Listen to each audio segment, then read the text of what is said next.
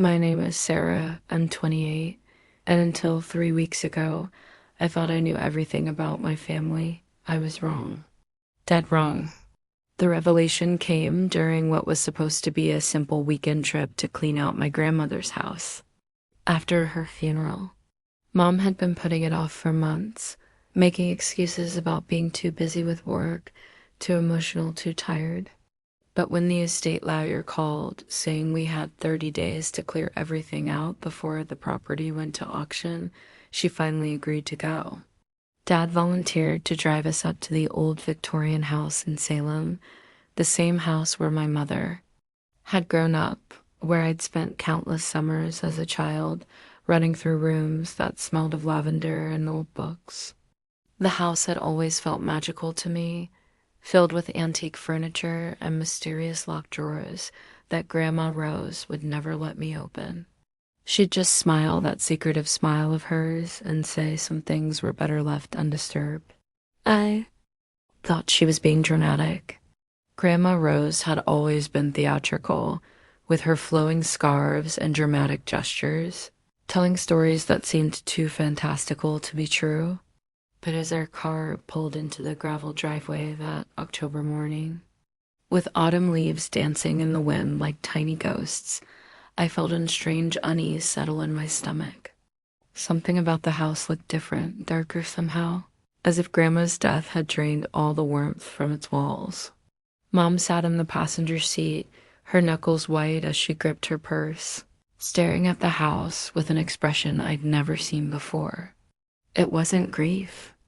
It was fear. Dad parked under the old oak tree where I used to swing as a child, its branches now bare and reaching toward the gray sky like skeletal fingers. The silence that followed was heavy, broken only by the sound of wind rattling the shutters. Mom hadn't moved, hadn't even unbuckled her seatbelt. Her breathing was shallow, rapid, like she was having a panic attack. I'd seen her anxious before, but never like this. Never terrified. When I asked if she was okay, she just nodded without looking at me and said we should get this over with quickly. The front door key stuck in the lock, resistant as if the house itself didn't want us inside.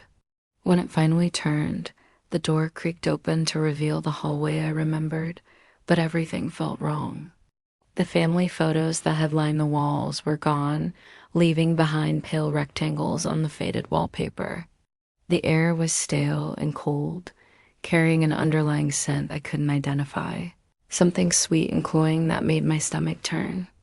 Mom immediately headed for the kitchen, moving with purpose, but I caught her wiping her eyes with the back of her hand. Dad started in the living room, methodically packing books into boxes. But I found myself drawn upstairs to Grandma's bedroom, the room where she'd told me bedtime stories, where she'd brushed my hair and whispered secrets about magic and love. The room where she died peacefully in her sleep 3 months ago. As I climbed the stairs, each step seemed to echo louder than it should, and I couldn't shake the feeling that I was being watched. Grandma's bedroom was exactly as I remembered, except for the bed, which had been stripped bare. Her vanity still held the same ornate mirror, the same crystal perfume bottles, the same jewelry box that played a tinkling melody when opened. But something was different. The floorboard near the window, the one that had always creaked when I stepped on it as a child, was slightly raised. I'd never noticed that before. When I pressed down on it, it moved loose, as if someone had recently pried it up. My curiosity got the better of me, and I used my car key to lift the board.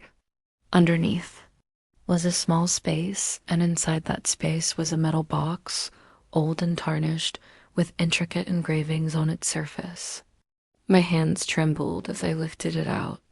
It was heavier than expected, and when I shook it gently, something rattled inside. The lock was broken, the metal twisted as if someone had forced it open recently. Inside the box, wrapped in yellowed tissue, paper were photographs, dozens of them. Black and white images that made no sense at first. They showed people in old-fashioned clothing, standing in front of buildings I didn't recognize. But as I looked closer, my blood turned cold. One of the photos showed a young woman who looked exactly like my mother, standing next to a man in a military uniform. The date written on the back was 1943, 25 years before my mother was born. My hands shook as I unwrapped more photos, each one more confusing than the last. Photos of the same woman at different ages and different decades, always looking exactly the same. I spread the photographs across the dusty floor, trying to make sense of what I was seeing. The woman in the images wasn't just similar to my mother. She was identical. Same face, same eyes, same smile, even the same small scar above her left eyebrow that Mom had gotten falling off her bike as a child. But that was impossible. The dates on the photos spanned over a century. 1897. 1912, 1936, 1961, all featuring the same woman who never seemed to age. At the bottom of the box, beneath more tissue paper, I found a leather journal, its pages brittle with age. The handwriting inside was beautiful, flowing script that spoke of things that couldn't be real. Entries about moonlight rituals, about bargains made in desperation, about prices paid for gifts that should never have been asked for. The journal belonged to my great-great-grandmother, according to the name written inside the cover, but the dates of the entries went back over 200 years. I read about a woman who had lost everything, who had turned to forces beyond understanding in her darkest hour. A woman who had been granted eternal youth in exchange for something precious, something that would be passed down through generations. The journal spoke of a curse disguised as a blessing, of daughters who would inherit both the gift and the burden, of a family secret that had been hidden for centuries. As I read, footsteps echoed in the hallway outside. Mom was coming upstairs. Quickly, I shoved everything back into the box and replaced the floorboard, but kept the journal hidden under my jacket. Asterisk Mom appeared in the doorway, her face pale and drawn. She looked around the room with those same fearful eyes, as if she expected to find something that shouldn't be there. When her gaze fell on the area where I'd found the box, she froze. For a moment, neither of us spoke. Then she asked, in a voice barely above a whisper, if I'd found anything interesting. I lied and said no, just old clothes and dust. But I could see in her eyes that she knew I wasn't telling the truth. She knew exactly what I'd found. We worked in silence for the rest of the morning, packing away a lifetime of memories, but the weight of the journal pressed against my ribs like a guilty secret. Every time I looked at my mother, I saw not the woman who had raised me, but the face from those impossible photographs, the face that had remained unchanged for over a century. During lunch, I excused myself to use the bathroom and locked myself inside to read more of the journal. The entries became increasingly disturbing. They spoke of a family line bound by an ancient pact, of women who stopped aging at 28, of children who were born to carry on the curse. The journal mentioned rituals that had to be performed, prices that had to be paid, and a terrible truth that each generation had to face. According to what I was reading, my 28th birthday wasn't just another milestone. It was the day everything would change. The day I would stop aging forever, just like my mother, just like my grandmother, just like every woman in our family line stretching back centuries. But immortality, the journal warned, came with a cost that would destroy everything I thought. I knew about love, family, and what it meant to be human. The bathroom mirror reflected my face back at me, and for the first time, I really looked at myself, really studied my features. I had always been told I looked like my mother, but I'd never noticed just how exact that resemblance was. Not just similar, but identical. The same bone structure, the same eyes, the same everything. Even the scar above my eyebrow, which I'd always been told came from falling off my bike as a child. But now I wondered if that story was true, or if it was just another lie in a family built on deception. According to the journal, the curse activated on the 28th birthday of each daughter. Tomorrow was my 28th birthday. I read frantically through more entries, searching for answers, for some way to break the cycle. But each page only deepened the horror. The journal spoke of children who aged normally while their mothers remained frozen in time, of husbands who grew old and died while their wives stayed young, of families torn apart by secrets that couldn't be shared.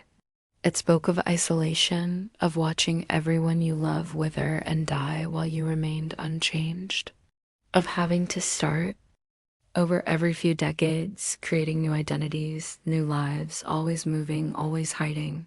But worse than the loneliness was the price that had to be paid to maintain the curse. Every generation, one family member had to be sacrificed. Someone had to die so that the others could live forever. The journal detailed how it was done, the ritual that took place on each woman's 28th birthday, the choosing of who would pay the ultimate price. I thought of my grandmother's peaceful death in her sleep, and suddenly it didn't seem so natural anymore. My hands shook as I continued reading, each page revealing more horrors. The sacrifice wasn't random. It was always the person each woman loved most. The journal described how my great-great-grandmother had killed her own husband to secure her immortality, how my great-grandmother had watched her sister die, how each woman in our line had been forced to choose between eternal life and the person they couldn't live without. The most recent entry was in my grandmother's handwriting, dated just 3 months before her death. It spoke of her relief that her time was ending, that she could finally rest.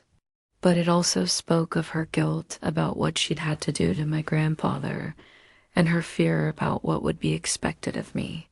She wrote about trying to find a way to break the curse, about researching for decades, but finding nothing. The pact was unbreakable, sealed in blood and sealed in death.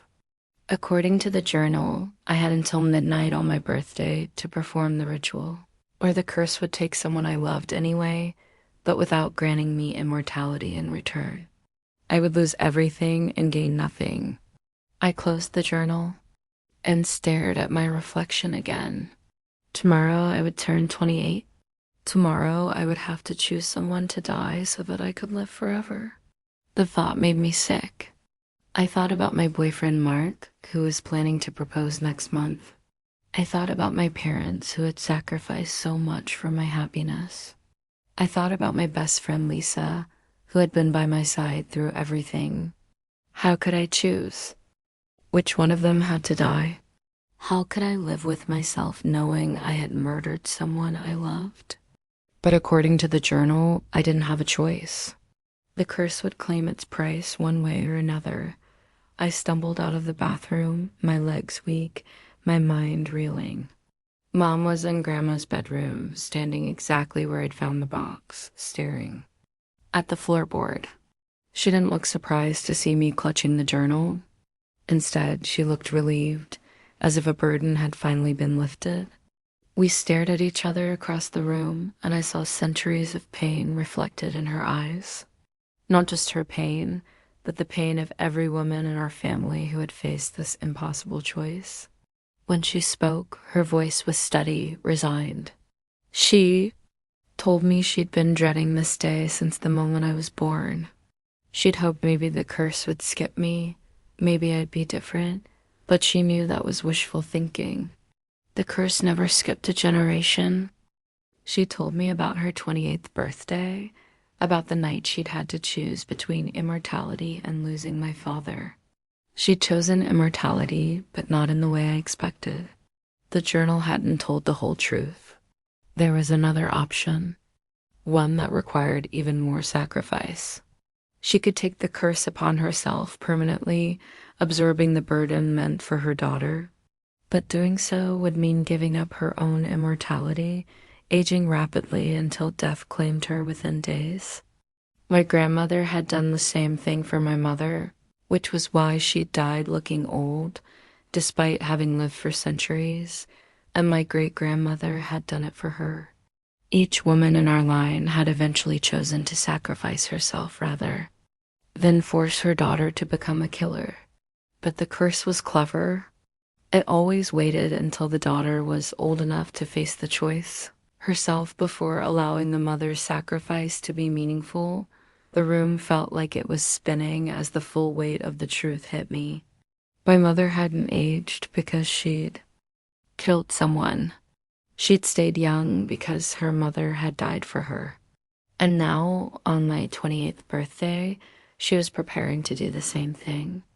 To sacrifice her immortality so that I wouldn't have to choose between eternal life and murder.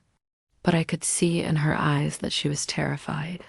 Not of death, but of what would happen to me after she was gone. Because according to the journal, breaking the curse this way only delayed it by 1 generation. My daughter, if I ever had one, would still face the same terrible choice. The cycle would continue. I asked her why she'd never told me, why she'd let me live my whole life not knowing what I was born into. She said she'd hoped to find another way, hoped to break the curse permanently before my 28th birthday. She'd spent decades researching, traveling to libraries and museums and ancient sites, looking for some mention of how the original pact could be undone. But she'd found nothing. The curse was too old, too powerful, too deeply woven into our bloodline. She told me about the loneliness of immortality, about watching my father age while she stayed young, about the pain of knowing she'd outlive everyone she'd ever loved. She told me about the guilt of knowing that her choice to accept her mother's sacrifice had condemned me to face the same horror. She told me about the relief she felt knowing that tomorrow it would all be over, that she could finally rest. But I could see the fear in her eyes too. Fear of the pain that was coming, fear of leaving me alone, fear that her sacrifice wouldn't be enough to save me from the curse forever. I spent that night reading every page of the journal, searching desperately for some loophole, some way to break the cycle permanently. The entries spanned generations, each woman documenting her struggle with the curse, her attempts to find freedom, her ultimate resignation to fate. But buried deep in the oldest entries, written in faded ink by my ancestor who had first made the pact, I found something that others had missed. A single line that mentioned the original terms of the bargain. The curse could only be broken by someone willing to refuse both options, to face death rather than perpetuate the cycle. Someone who loved their family more than their own life, more than their own immortality. But the price of such a refusal was immediate death for the one making the choice. Not just aging and dying over days or weeks, but instant death the moment the deadline passed. I stared at that line for hours, understanding finally what it meant. There was a third option. I could refuse to perform the ritual and refuse to let my mother die for me.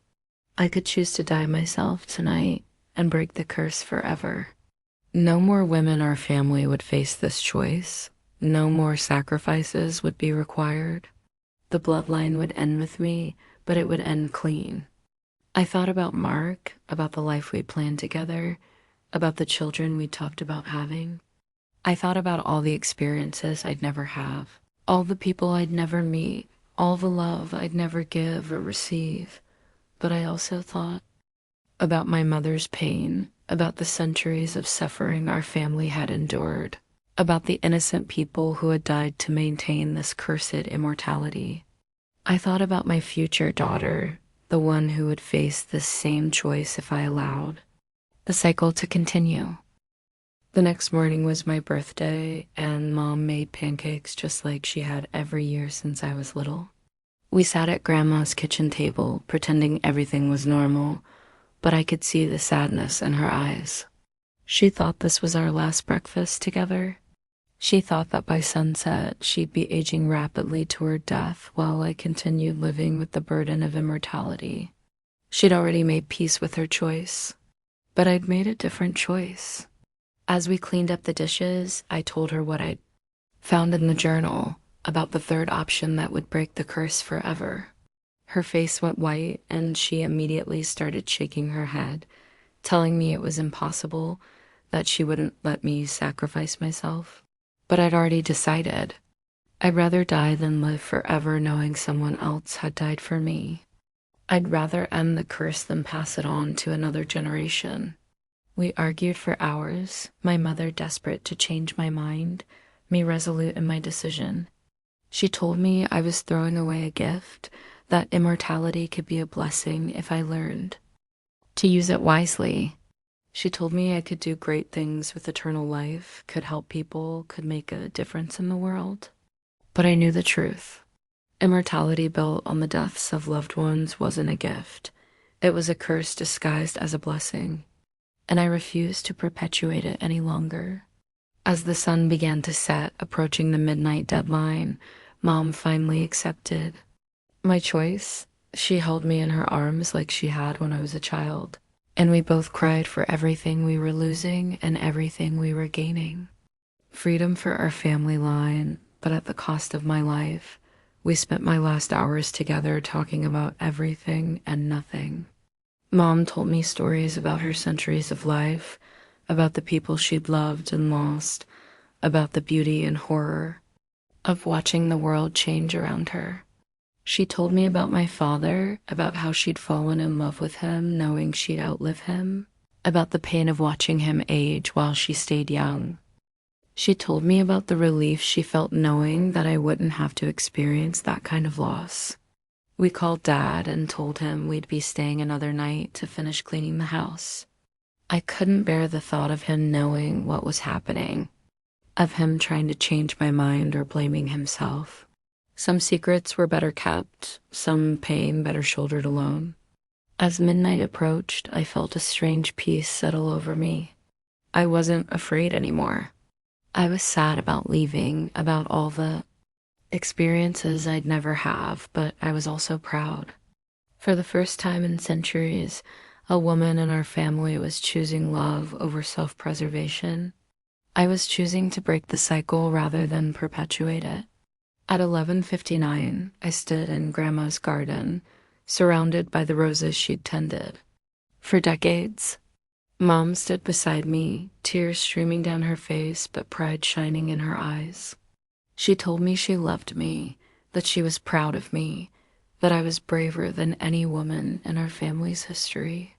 The clock in the town square began to chime midnight, and I closed my eyes, ready to face whatever came next. I felt a warmth spreading through my chest, not painful but comforting, like falling asleep after a long, difficult day, but I didn't die.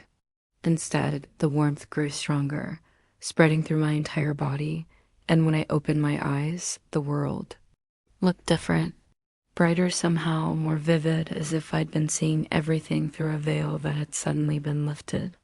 Mom gasped beside me, staring at me with wonder and confusion. I looked down at my hands, expecting to see them fading or disappearing, but they were solid, real, more real than they'd ever been.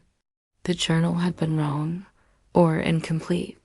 By choosing love over self-preservation, by refusing to perpetuate the curse, even at the cost of my own life, I hadn't died. I'd broken the curse entirely, not just for future generations, but retroactively. The magical bonds that had held our family in thrall for centuries had shattered the moment I chose sacrifice over survival. I could feel it in the air around US, a lifting of pressure I hadn't even realized was there. The curse was gone, completely and forever. Mom looked different too.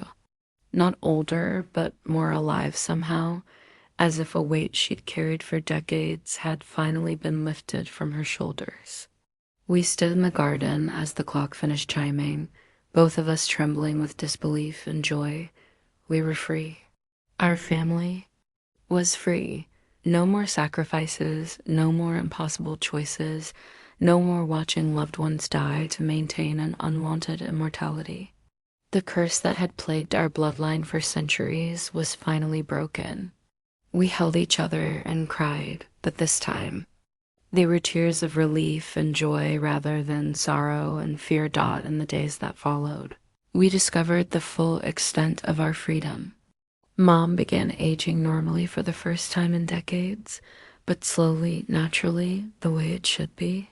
The years of frozen time seemed to catch up with her gradually rather than all at once.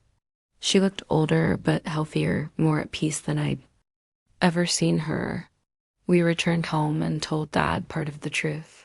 We said we'd found some old family documents that had helped us understand Grandma's mysterious past, that we'd learned about family secrets that explained some of the strange things about our history. We couldn't tell him about the curse, about immortality, about the sacrifices that had been made. Some truths were too large, too impossible for minds that hadn't lived them. But we could tell him that whatever had been haunting our family for generations was finally resolved. Dad seemed to sense that something fundamental had changed, even if he didn't understand what. He said Mom looked different, younger in spirit, even as she aged in body. He said I seemed more confident, more sure of myself and my place in the world. Mark noticed changes too. When he proposed the following month, just as he'd planned, I said yes without hesitation. Before, I'd been afraid of committing to a future.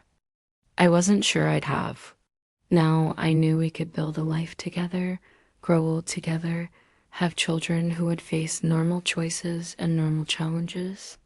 Our wedding was small and simple, held in Grandma's garden among the roses that had witnessed the breaking of our family's curse. Mom walked me down the aisle, tears of joy in her eyes, knowing that this marriage represented everything she'd never been able to have. A year later, when I found out I was pregnant, I felt only joy and excitement. No fear that my daughter would inherit an impossible burden. No worry about what kind of future I was bringing her into. She would be free to live a normal life, to make normal choices, to love without the threat of losing everything she held dear. We named her Rose after my grandmother, and she was born on a sunny spring morning with my mother's eyes and my stubborn chin. As I held her for the first time, I thought about all the women in our family who had never been able to experience this pure, uncomplicated joy in their children's births. They had always known their daughters were born into a curse. I was the first to hold a daughter born into freedom. Mom doted on Rose, spoiling her with the kind of unconditional love that can only come from someone who has experienced loss and knows the value of every precious moment. She taught Rose to garden among Grandma's roses, which we'd transplanted to our backyard. She told her stories about strong women and brave choices, though she kept the darkest parts of our family's history to herself. Some stories could wait until Rose was older, if they needed to be told at all. We sold Grandma's house but kept the journal, not to torment ourselves with memories of what we'd endured, but as a reminder of what we'd overcome. It sits now in a safe deposit box, a record of our family's journey from darkness to light, from curse to freedom. Sometimes I take it out and read the last entry, which I wrote myself the day after the curse was broken. My entry in the journal is simple but meaningful. I wrote about the choice I made, about the love that gave me strength to refuse the curse's terms, about the freedom that came from choosing sacrifice over survival. I wrote about breaking cycles and starting new ones, about the power of love to overcome even the darkest magic. But mostly I wrote about hope. Hope for future generations, hope for love without loss, hope for choices made freely rather than under the weight of ancient compulsion. Now, 5 years later, Rose is a bright, curious child who loves helping in the garden and listening to her grandmother's stories. She doesn't know about the curse that once threatened our family, and with any luck, she never will. She grew up knowing only love and freedom, able to make her own choices about her life, her future, her own children. Mom and Dad are planning their retirement, talking about traveling to all the places Mom never felt safe visiting during her immortal years. She's excited about experiencing the world as a mortal woman, about seeing things with eyes that know time is precious rather than infinite. Mark and I are planning to give Rose a sibling soon, and we talk about the future with nothing but anticipation. We discuss college funds and family vacations, teenage rebellions and wedding planning, all the normal concerns of normal parents raising normal children. Sometimes I think about the alternate timeline where I made different choices, where I accepted the curse or allowed my mother to sacrifice herself for me. I think about the loneliness I would have faced, the guilt I would have carried, the impossible choice my own daughter would have eventually confronted. Then I look at Rose, laughing as she chases butterflies through the garden, and I know I made the right choice. Love was stronger than fear, stronger than magic, stronger than the weight of centuries. The trip that revealed my family's darkest secret became the journey that set us free.